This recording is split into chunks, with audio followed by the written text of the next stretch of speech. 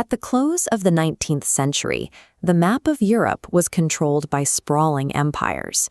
Millions of people lived within these vast borders, without a sovereign state to call their own, and the concept of a nation called Czechoslovakia did not exist. The push to carve an independent republic out of the Austro-Hungarian Empire began with a professor. Tomáš Garrigue Masaryk was a philosopher who actively challenged the imperial status quo and envisioned a free state for the Czech and Slovak people. A modern nation was born from an intellectual exercise. Long before a single shot was fired in the name of Czechoslovakia independence, the architecture of the state took shape in the mind of one scholar. Masaryk was born in 1850 in Moravia. He grew up in a poor, working-class family, far removed from the aristocratic circles that dictated policy in Vienna.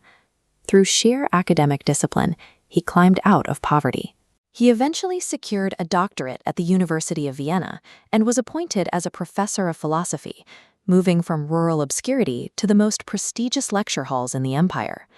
This academic journey provided the specific rhetorical and historical tools he needed. To dismantle an empire's authority, he first had to understand exactly how it justified its own existence.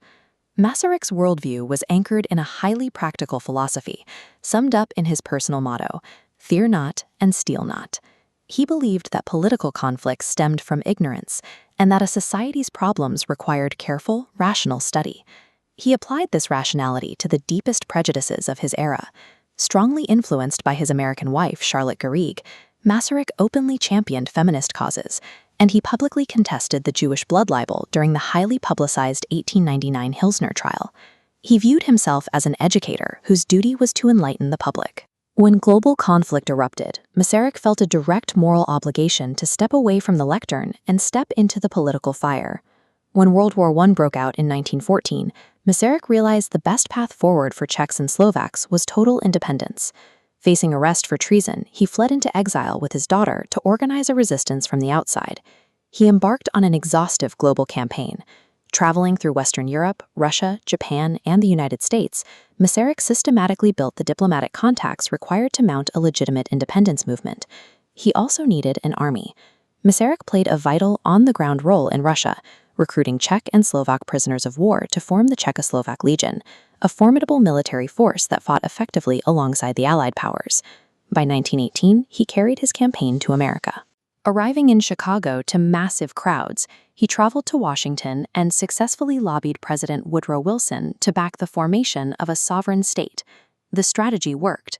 His relentless international negotiations culminated in the Washington Declaration, a formal document proclaiming the absolute independence of the Czechoslovak Republic. As the Austro-Hungarian Empire collapsed in late 1918, the Allied powers officially recognized Masaryk's provisional government. The new nation was a reality. While still in New York, Masaryk was elected the first president of Czechoslovakia. He would go on to be re-elected 3 times, serving an unbroken tenure that provided a crucial bedrock for the young nation. This chart shows the immediate domestic threat the new republic faced. The government relied on a complex system of proportional representation, an electoral model that awards seats based exactly on the percentage of total votes each party wins. With dozens of parties represented, the National Assembly was completely fractured, making it nearly impossible for anyone to win a majority and govern effectively. Look at how that gridlock resolves.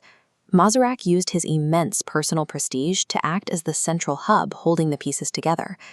The framers of the Constitution intended the presidency to be a limited role, but his authority and vast informal political network kept the deeply divided parliament from collapsing. Through 10 different cabinets and 9 prime ministers, Masaryk's steady executive hand allowed Czechoslovakia to emerge as the strongest, most stable democracy in Central Europe. Masaryk resigned in December 1935 at the age of 85, citing his declining health.